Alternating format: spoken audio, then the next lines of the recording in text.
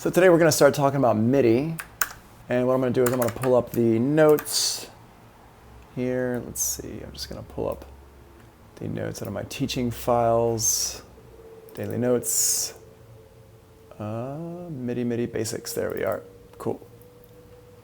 So we have a few days we're going to talk about MIDI here. We're going to go over it pretty quick, the whole MIDI thing, but yeah, it works out pretty well. There we go, there's that.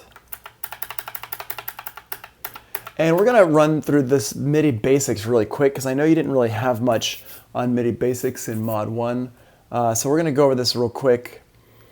But I'm not going to really I'm not going to like stop on it too much. But basically, MIDI is just for communication. That's all it is. It's just a language that pieces of gear use to communicate to each other.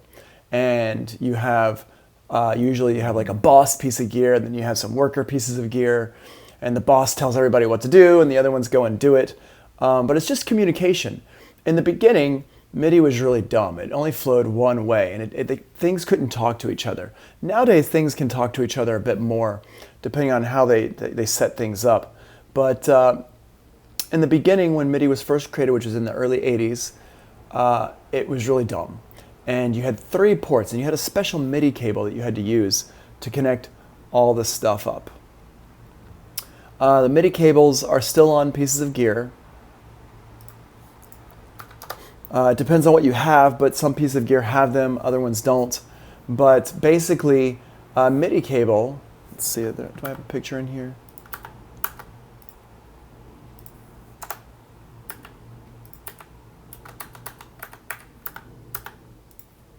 Maybe not.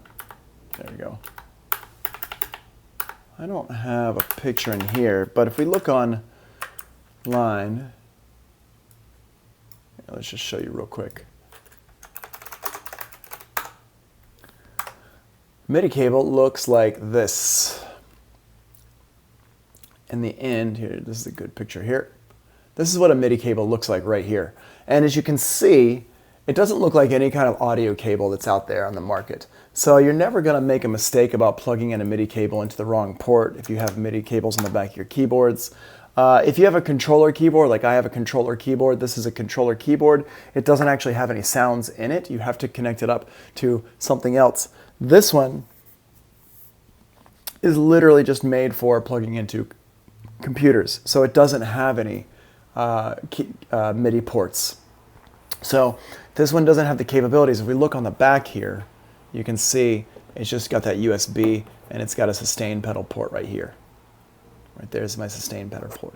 So it doesn't have the ability to connect up to other pieces of gear, which is fine because I'm not really using it with other keyboards. Now, if I did have another keyboard, some other thing that I had, I would be able to plug that up to my computer and control that piece of gear with this keyboard through the computer, but I need a separate MIDI box for that. So, thanks, Shayla. There we go. So, you need another thing. If this did have MIDI ports on it, and some keyboard controllers do have MIDI ports on them, it depends on what you've got, then you could use that as a MIDI interface. The MIDI interface is the same as your audio interface. It just, instead of carrying audio data, it carries MIDI data. So there are 3 ports in the MIDI world. There's the in, the out, and the through. And the way these connect up is like this. You have a keyboard controller, and you have some kind of a sound module.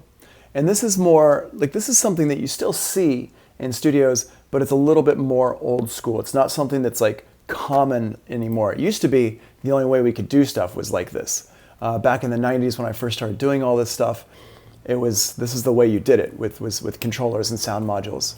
And I always used a computer so that I could like sequence my MIDI, but I didn't do all my stuff with computers like I do now. Nowadays I'm using the computers for everything, my sound modules and stuff like that. But back in the day, I was using all MIDI gear, and I had like a studio that it cost like $10,000 or more just because of all the keyboards and stuff in it. Nowadays my studio is a lot cheaper because I have a computer and I've got a keyboard. So now, and some speakers. So now my studio is probably, I don't know, like $6,000 or $7,000 So I guess not a lot cheaper, but pretty cheaper. So here we have in, out, and through. The in port, and these are 3 separate ports on your keyboard or your audio interface or whatever. The in port receives the MIDI data. It brings the MIDI data in. The out port transmits the MIDI data. It sends MIDI data out.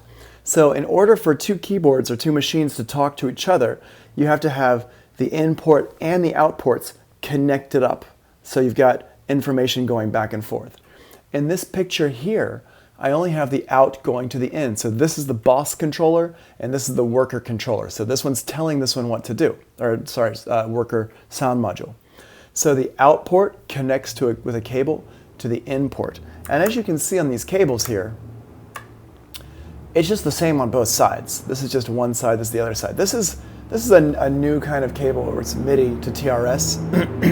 This is something that's newer. And this one down here is MIDI to USB.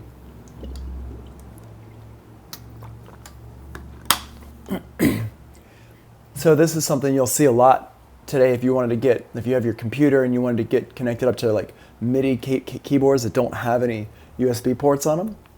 And I have, actually I sold it, but my Mother 32 was like that. And I think, Liv, I think you said you had a Mother 32 or maybe you had the DFAM, I think you said. And that's probably, I don't remember if that, I think that one only has MIDI, right? I don't think it has USB on it.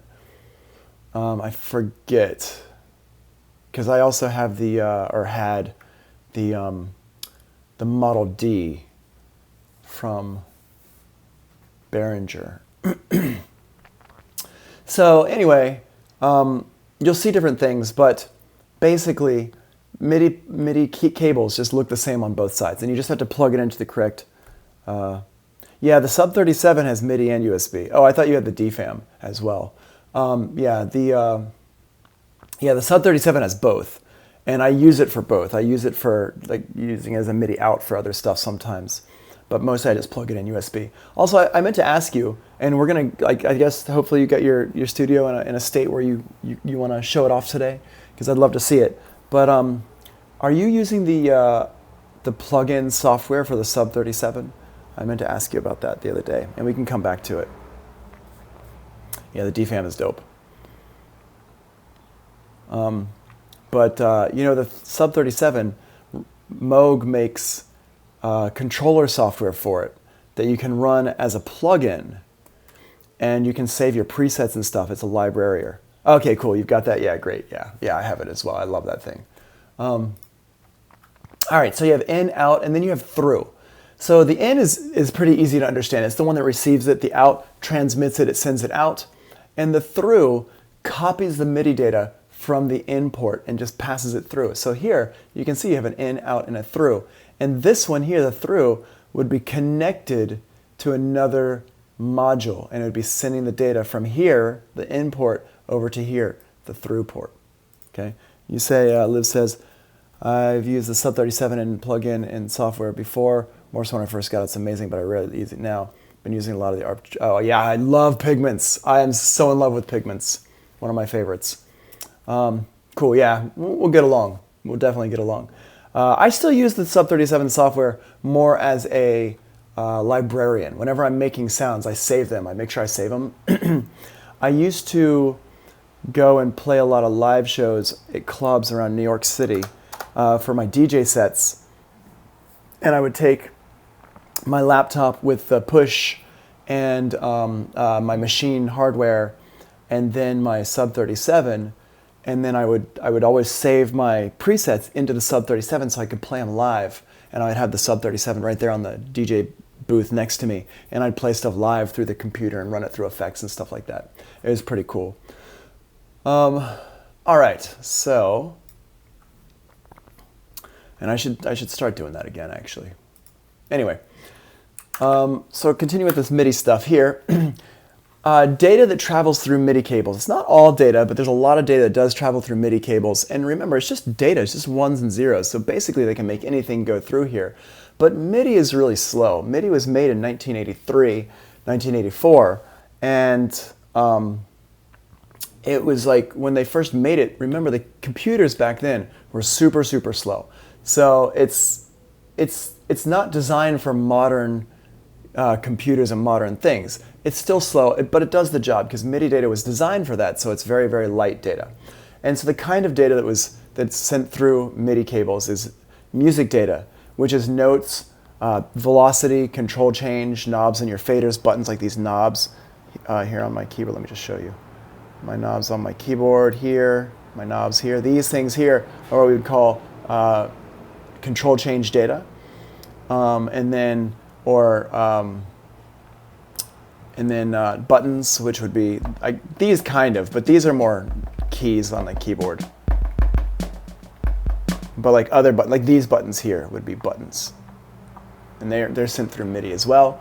And then you have program change data, and in the world of keyboards, especially the synthesizers and stuff, hardware, program is what you call a preset. So different sounds, different instruments in your keyboard, those are called programs.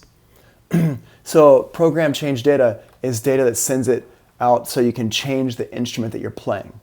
And then you have utility and global data, which is clock sync. Like for example, if I have a drum machine or something and I want to run that drum machine with my computer, and then sysx data, stuff like that. That's all sync data and global data.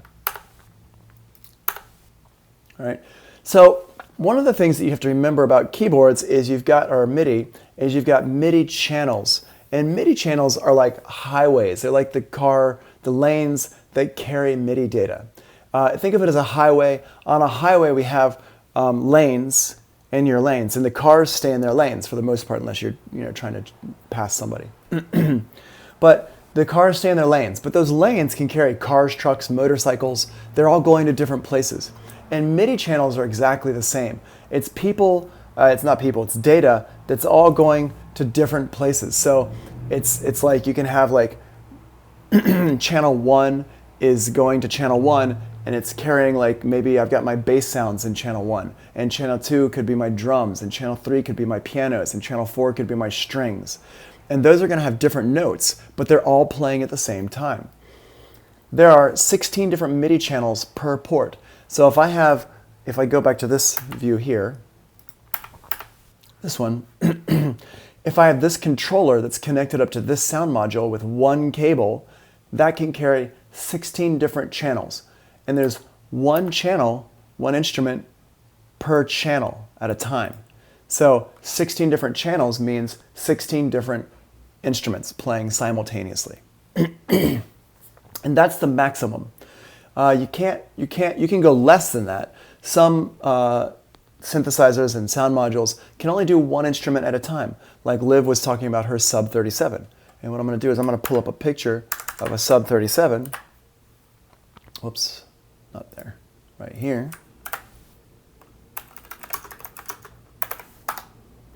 So the Moog Sub 37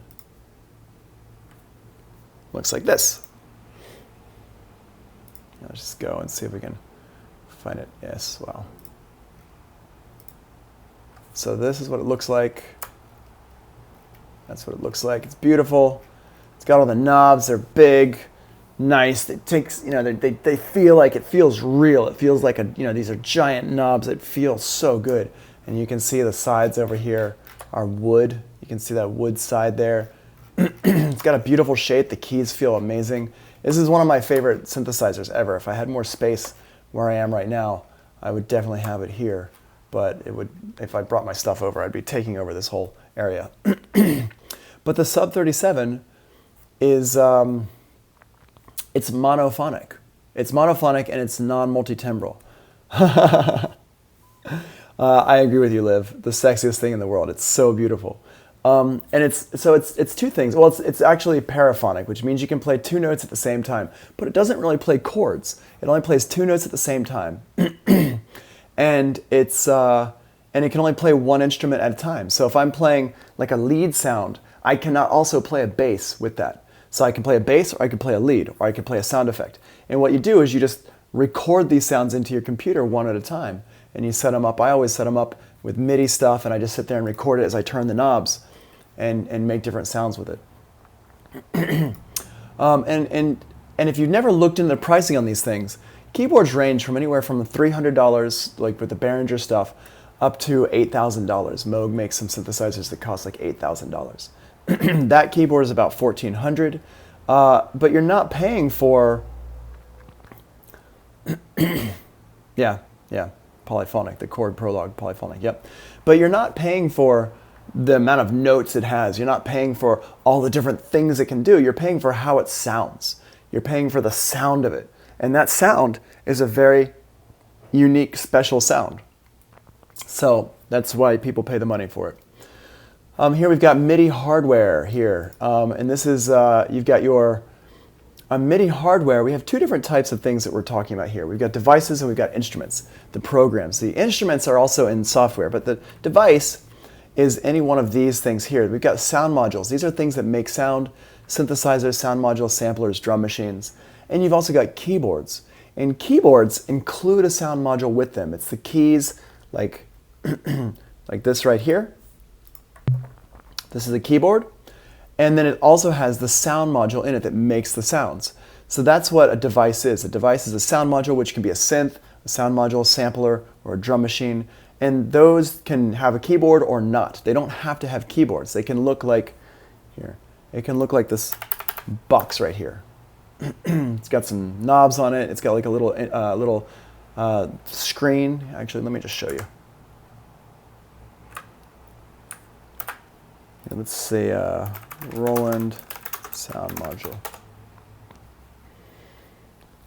So Roland, I just typed in Roland because they make a lot of sound modules. The sound modules are like this.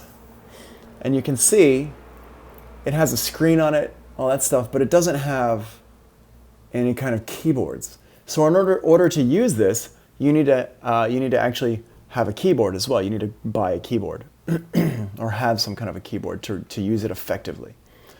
And these things, this is like what have been around for a long, long time. I mean, these sound modules have been around since the 80s.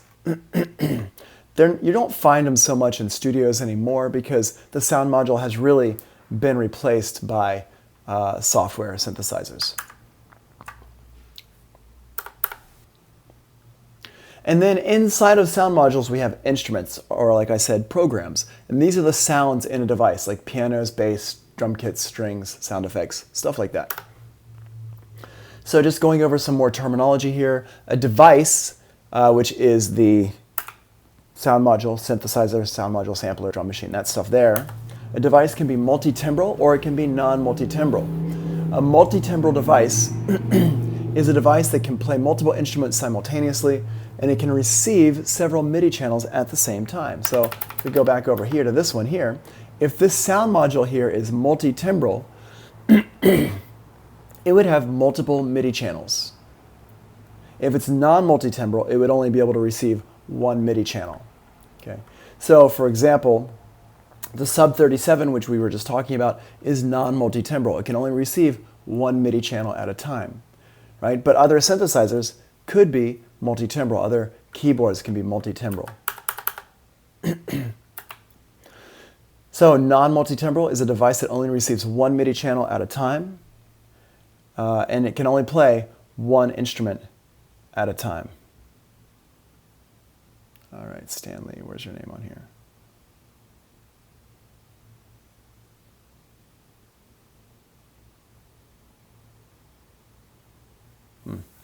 All right, instrument, monophonic. So inside of our instrument, so here we have a device, multi-timbral and non-multi-timbral. Multi-timbral is a device that can play multiple instruments at the same time, right? But, there you are. Cool. If it plays multiple instruments, those instruments, or even if it plays one instrument, the instruments can be monophonic or polyphonic depending on your device. So monophonic means it's an instrument that can only play one sound at a time. You cannot play chords. So for example, like a synth lead or a bass sound or something like that, it cannot play chords. Something that can play chords would be like piano, organ, strings, this stuff down here. And that's polyphonic. This just comes from Greek. Phono is sound, mono is one, poly is multiple. Again, phono, phonic, sounds. So monophonic, one sound, polyphonic, multiple sounds. So this is different. I just want you to realize this. This is different from the multitimbral versus non-multitimbral. Multitimbral has to do with how many instruments it could play. All of those instruments could all be monophonic. So here's how this lines up like this. So we have our device, which could be like the Yamaha Motif, which is a keyboard. And inside that one device, that device is multitimbral. It can play multiple MIDI channels. Here they are right here. Each one of those MIDI channels is a different program or instrument, but the instruments can be monophonic or polyphonic. So this piano here would be polyphonic, and the bass would be monophonic. The drums would be polyphonic, and the strings would be polyphonic. So all these things are polyphonic except for the bass, which is monophonic. Cool. Oh, there you are. Sweet. Jordan, got you. All right. So let's continue on talking about the MIDI hardware here. We have a MIDI cable here from our controller, and this is what we call a daisy chain, where I have multiple controllers connected up together. So I've got my MIDI cable here, and this can send 16 MIDI channels going through it, to my in, to my through, to my in, to my through, to my in, to my through on each one. Now down here on the bottom, I have this mixer, and the mixer is here because MIDI, it's important to understand, the audio out is separate from the MIDI out. MIDI is not audio. It's really important to understand. MIDI is just controlling stuff. So if I'm sending data to my controller here, hey memes, if I'm sending data to my controller here,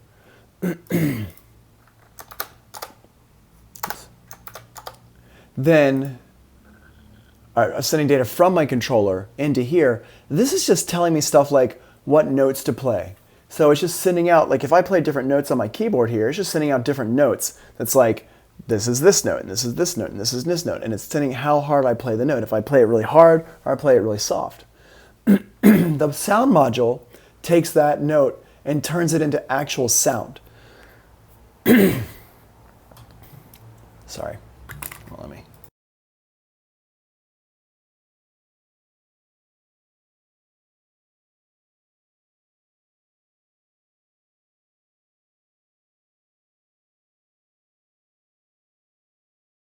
All right. So the sound module is what takes that and turns it into actual sound. So here's my module 1, and here's another module and another module. And a daisy chain can have 3 modules connected up together. And they're connected from the in to the through. Now, the difference between the out and the through, it's very similar. They both send out MIDI data, but the difference is the through port copies the data over from the in port. So the in port brings in the data, and the through port literally just takes that same exact data and passes it through. Passes it through, passes it through. The out port is for any data that is generated internally within that device. So the keyboard, somebody's playing the keyboard, so the keyboard's generating the MIDI data. That goes out of the out port.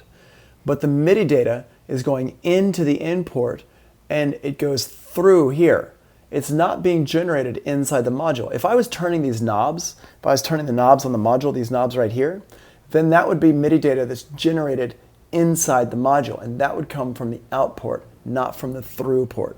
So one more time, the out port is for MIDI data that's generated internally within that device, and the through port is MIDI data that's passed through from another device that happened before it. So in this case, if I want to play all these different devices here all together, each one of these devices would have a receive channel. So that's this part down here. The receive channel sets which MIDI inch channels the device pays attention to. So this is sending 16 channels all at the same time. So every single one of these devices is passing through 16 channels. But it's not listening to those 16 channels. It's only listening to whatever channels are here on the receive channels. So the first one would be 1, 2, 3, and 4. The second one would be like 11, 12, 13, 14. And this one would be 10. Let's say this one's like a drum machine, and it's non-multitimbral, but it is polyphonic. And all of these would go out here to a line mixer. Now, one of the things about this is that it's you got 1, 2, 3, 4, you got 11 through 14, and I wrote this like this because I wanted to illustrate the fact that they don't have to be in any kind of order. You can have module 1 be 11, 12, 13, 14, and module 2 be 1, 2, 3, 4. It doesn't matter the order of the numbers. It just has to do with what's set up inside the module. If you wanted to, you could even have it set so module 1 is channels 1, 5, 8, and 16, and module 2 could be like 2, 6, 9, and 15 or whatever. They don't have to be in any kind of chronological order or anything. I would recommend that you keep them in a chronological order just to make it easier for you to deal with, but that's up to you. All right, so this musical note data, we have note on off. This is when you press a key. I press a key down. Hold on, let me change the sound here. Let me get a different sound. Make a new instrument here. I'm gonna pull up, whoa. Hold on, let me just change what we're looking at here. Inserts and sends, cool. Oh, and I can, so we can keep this down here, I guess, so you can see everything on my screen at once. What I'll do is I'll set this one up, and this will be my synth. I'm gonna give this a name, my drums. And on my synth, I'm just going to put here synth, which makes sense, right? And we'll use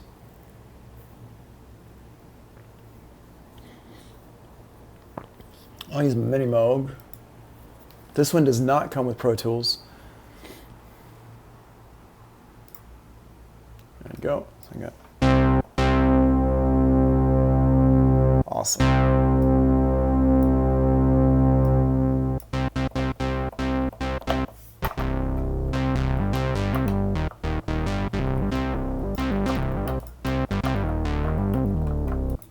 Cool. Okay, so I got this here, and I can, let's see, where's my, I always forget,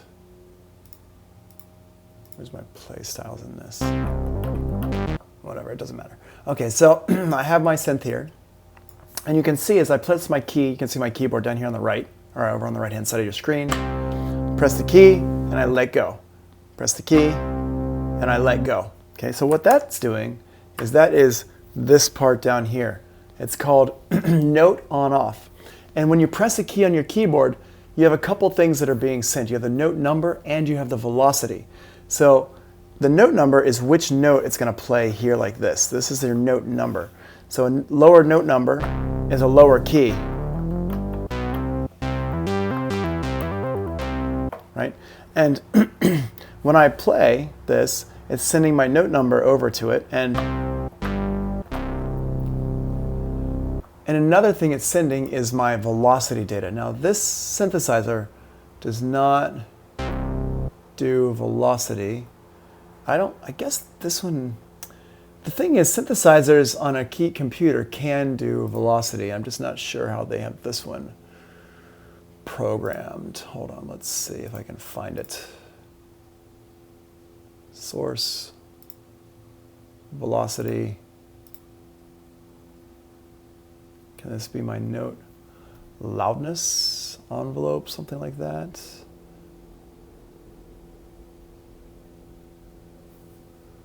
Yeah, they may not have put that in here.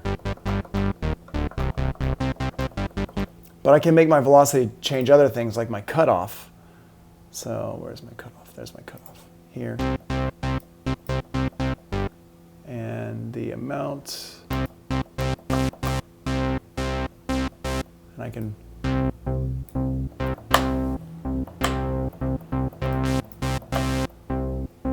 so if I press it softly, it's darker. If I press it harder, it's a brighter sound. So I can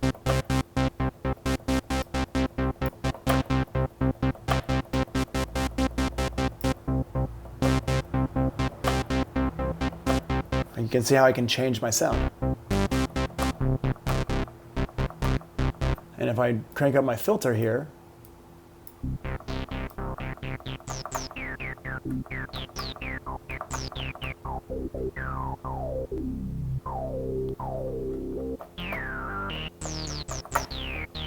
and this is like a really, if you listen to like techno from the 90s, this is a really popular effect to kind of crank up that filter.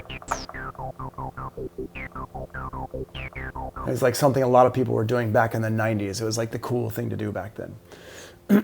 So that's what our velocity can do. It can also make things louder and softer. So if I click on my drums over here, for example, so my drums, if I play it harder,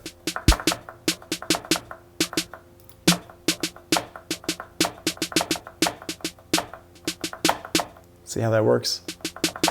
If I play it harder and softer, soft and hard, it makes it louder and more quiet. So that's what velocity can do for us.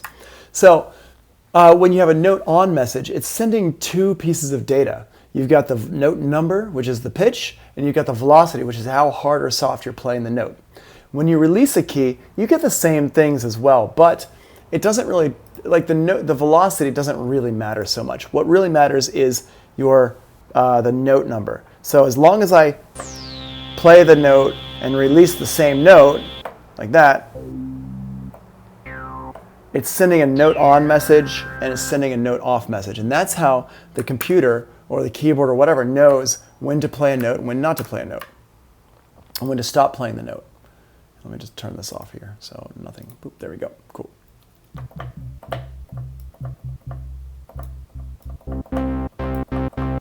Awesome, all right, so that's that. All right, sometimes, and this happens, it doesn't happen so much in Ableton Live anymore, but it does happen in Pro Tools some and Logic some. For some reason, their MIDI is not, it doesn't handle the same way as Ableton Live's MIDI. But sometimes the note, the synthesizer won't get the note off message. So when it doesn't get the note off message, it results in what we call a stuck note. It's when a device never receives a note off message and the note just keeps playing. So it'd be like, and it would just literally just keep holding like that. And then what you can do is you can hit the same note again, or you can hit like some kind of a MIDI panic button or whatever, and that will make it stop. All right, so that's MIDI in general. Let's just make sure we're good. Yep, so we're good here. So now let's just talk about Pro Tools specifically. So Pro Tools MIDI, you have a couple things here. First of all, we want to set up the menu setup in MIDI and MIDI Studio. That's where we want to go to make sure our MIDI is set up in Pro Tools correctly. And this is actually what this does, is it takes you outside of Pro Tools. Here's your MIDI Studio. Takes you outside of Pro Tools and takes you to your audio MIDI setup in your computer. And again, this is a Mac thing. In Windows, I'm not exactly sure how it works. But here's my Arturia Minilab MK2 is here. It's just set up as like a MIDI port thing. I can change this actually. If I double click it, I could change the picture and make it into like this kind of a thing here, which is a little bit closer to what it actually looks like. Do they have a picture that looks more like mine? No, that's fine. Okay, and this has some information about it. It's got my ports, since it's just a controller. It's not going to have like receive or transmit. It's just got the ports, what ports it's on, and it's just in, out, one here. So there's not a whole lot going on with it. And once I plug it into my computer, it should just plug in here. It shouldn't have to. I shouldn't have to do anything here. Yeah, the menu is the same for all Macs. You just have to make sure when you go to Audio MIDI Setup, then you make sure you open your Show MIDI devices and Show MIDI Studio or Hide MIDI Studio. So if you want to look at your audio devices, here's your audio window. And if you want to look at your MIDI devices, here's your MIDI Studio window. And anything you've got connected up to it is going to show up here. So it's just going to show up. You don't have to like put it in here. It should just pull up when you plug it in. And the reason for that is because nowadays MIDI, because of USB and everything, is a lot smarter than it used to be. Well, MIDI is not smarter, but the devices can talk to each other through USB better than they used to be able to. So I've got this, and once I've got that set up, which you don't really need to do much in there, then I can go in here to Pro Tools, and in Pro Tools, I can go here to my MIDI input devices. And this is where I actually tell Pro Tools what to pay attention to. So go to Setup, MIDI input devices here. And this is a list of everything that's plugged into my computer right now. And right now I only have this one thing plugged into my computer. So it's just going to show me the one thing. If I turn this off, now I can't play it. So that's how that works there. So you got to make sure whatever you want to be controlling your computer, you just have it set up right there.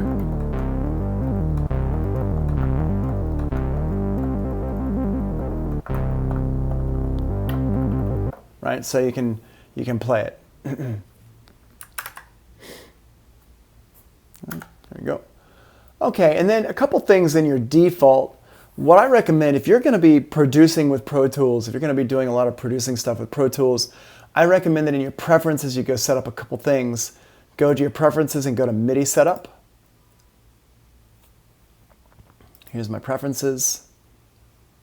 Go to MIDI setup and go to here.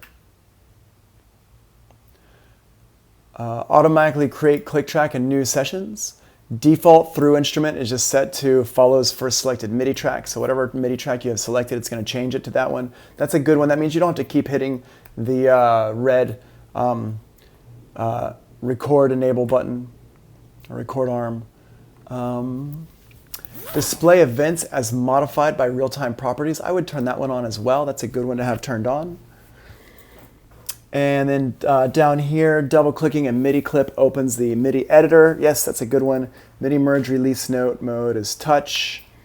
Sure. Delay compensation for external devices.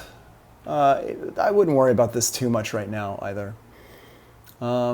Display notes as standard pitch. Yeah, that just means that C3 is middle C.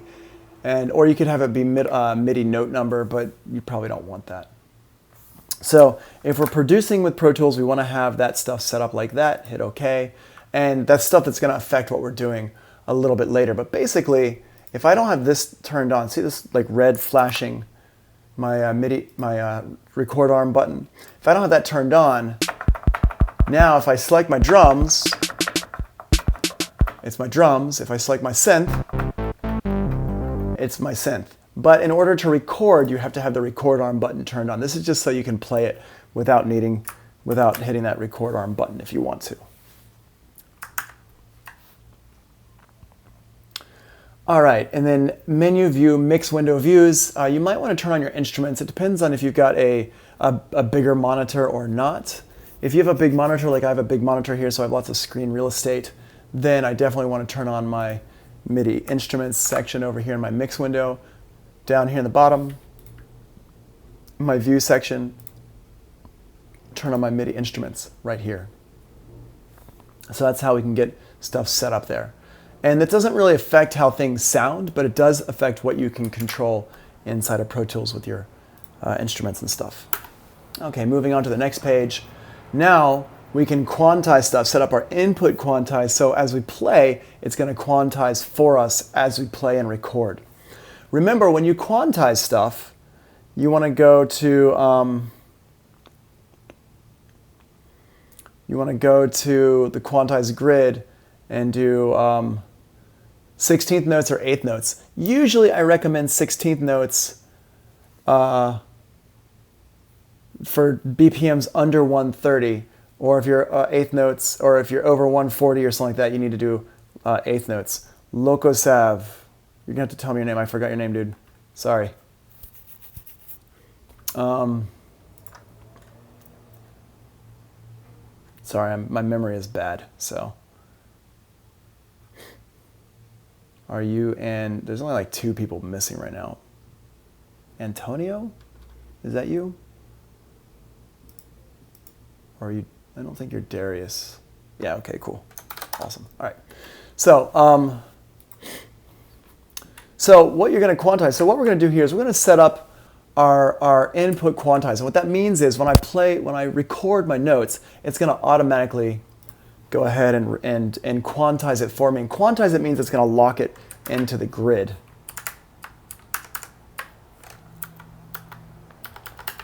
It's going to lock it into the grid for me. So I just go over here. I'm going to use this window here so we can see what we're doing.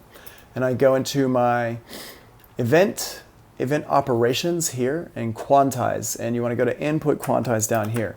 So here's where we're going to go. Event operations, and then you're going to go to input quantize. It's right here. So I have that. And now it pulls up this window. And now we want to enable the input quantize. So the input quantize, we're going to enable it. So it's actually going to quantize the input.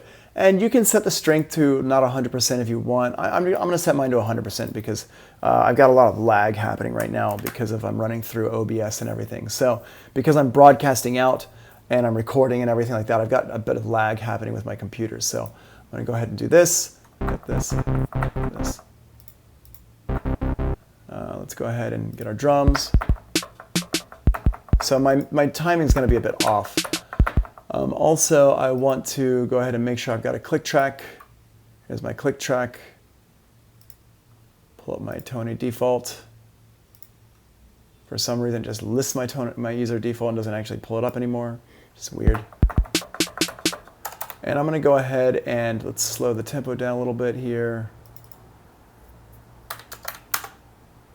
So now, if I hit go, all right, there we go, there's that. What I'm going to do is I'm going to set up a 2-bar loop here.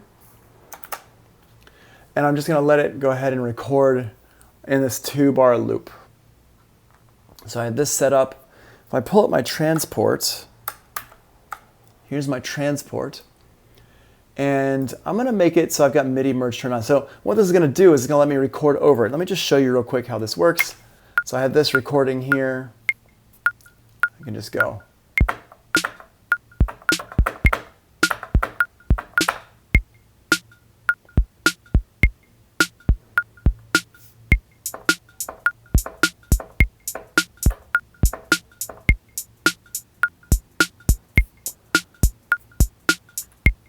And I just recorded a little drum beat. Whoops.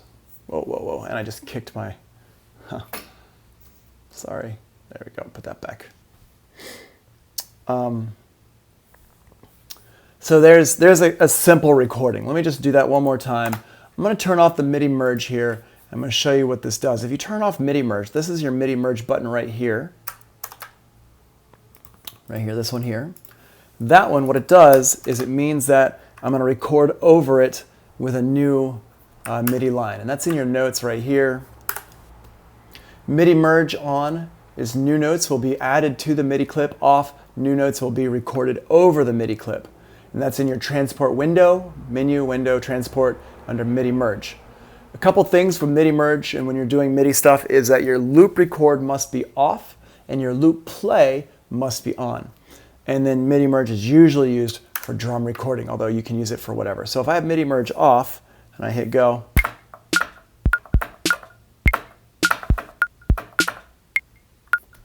if I record again, it's going to record over it like that.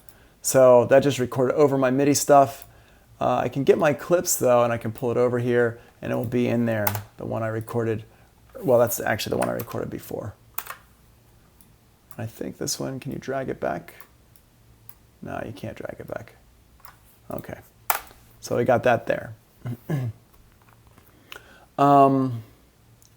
So usually for when you're recording like little loops like this and you've got your, especially if you're recording drums or whatever, I want to turn my MIDI merge on, and that means it's going to record on top of it. Let's go ahead and even slow this down more.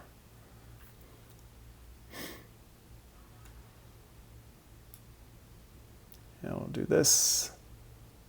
Just change this to like 80 or something like that. There we go. It says over here to a 4-bar loop. Actually, if we were doing like some kind of trap type of thing, they usually do it at double the speed. So it's like 160. I'm not really sure how that got started. I have my guesses, but 160. And if I'm doing 160 though, remember what we said earlier. We want to set up our MIDI input quantize to be 8th notes instead of 16th notes. So we do 8th notes like this. And now we can set this up, and if I hit go, right, now we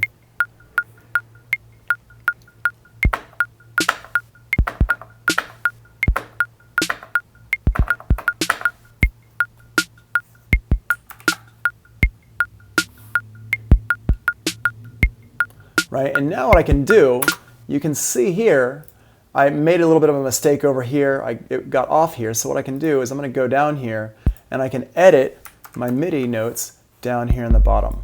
Now, what we've got here is Pro Tools will allow you to like double up notes on top of each other for some reason. So I'm not a huge fan of that. Actually, Ableton Live doesn't allow you to do that. Other ones, like Logic, allows you to do that as well. So if you have doubled things up on top of each other, there's some ways you can get rid of it, but we've got this here. Let's go ahead, and you just want to go down here and clean things up.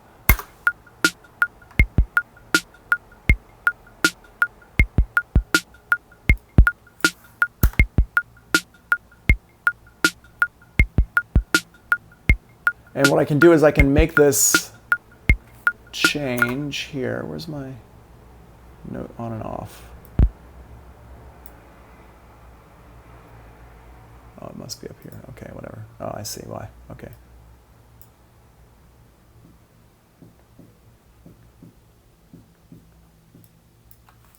And I'll go ahead and pull this over here.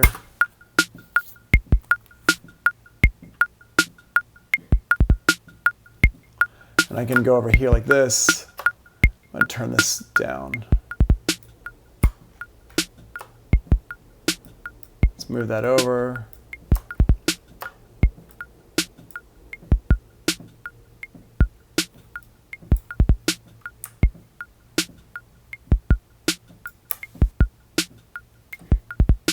Yeah, you can write MIDI directly into the editor down here. So if I just want to use my pencil tool here, I just hit F10 to get my pencil tool. And I can just go over here. So let's put in like a hi-hat line. Yeah. Like this. And if I hold it down, I can just put this in here like this. And you can just go through here and just click it in.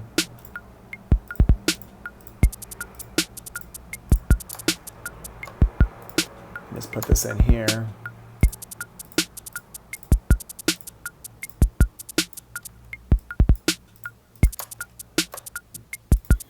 Click around. And you can change this even smaller, down to our 30-second notes.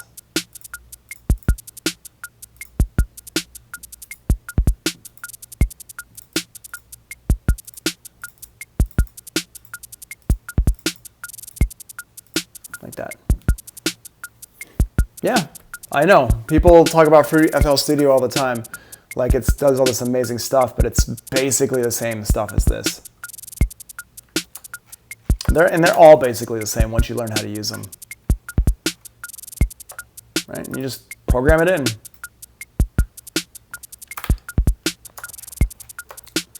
And what I can do with this here is I can take this and I can make, let's make these a little bit louder. And I'm just going to go ahead and adjust mine. Here, I'm going to turn this off. And I can adjust my velocities on these by holding down my command key.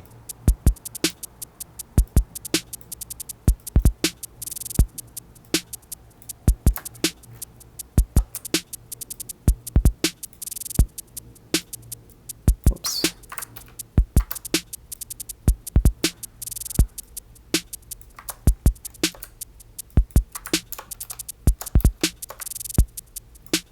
and mess around with these notes here. And you just program in your beats. This is how you do it. And I can take these here. And I can draw in lines with my pencil tool. There we go, like that.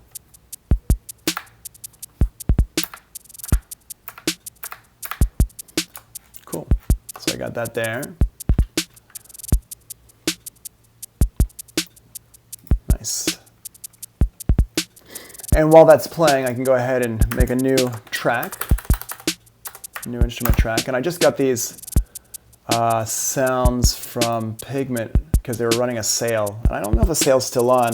Liv, I don't know if you've been checking out the Arturia site recently, but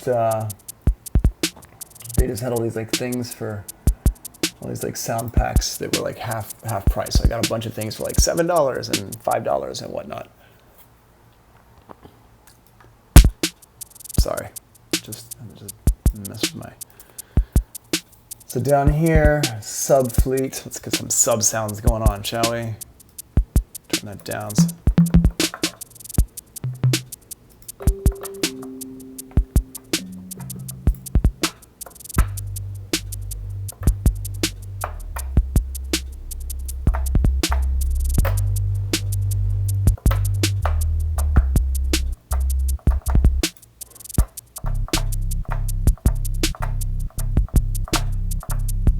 Yeah.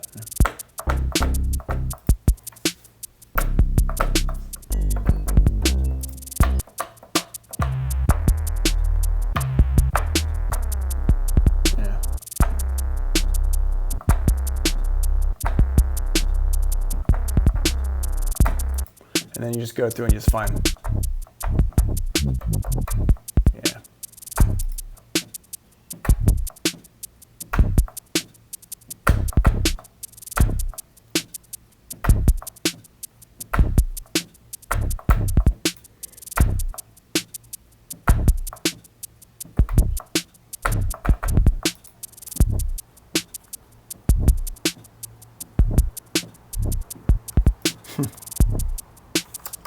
You just go down here and you can notice like it's pretty smooth. It's not as smooth as using Ableton Live,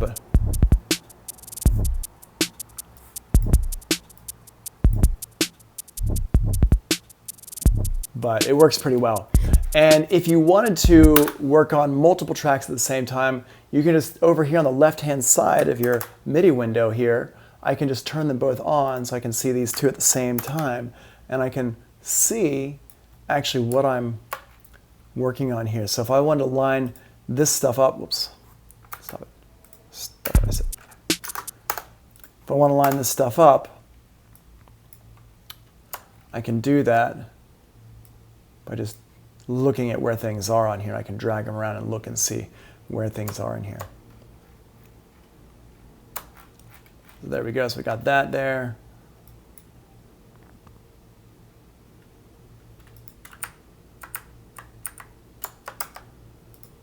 Cool. I can adjust the length of things and whatever.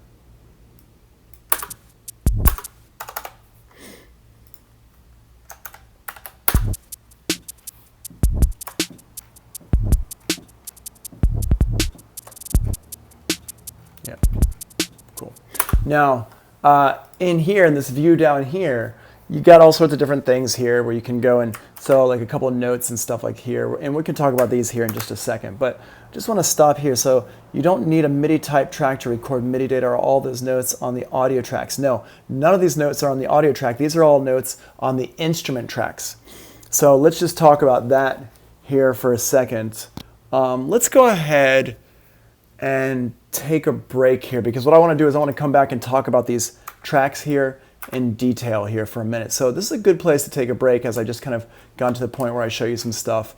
And what we're going to do is we're going to come back and we're going to actually go on to the next day of MIDI stuff. So here, because this is the end of this lesson, but what we're going to do is we're going to come back and we're going to talk about the next lesson of stuff, which is MIDI tracks and event operations, and just kind of keep going with this. And this is going to explain exactly what the question you just asked. All right. So let's take a break. Be back at, let's do a 20-minute break for now, just to round things off. Come back at 11 o'clock, so you have some time to stretch it out. All right, cool. So we'll be back in a few minutes.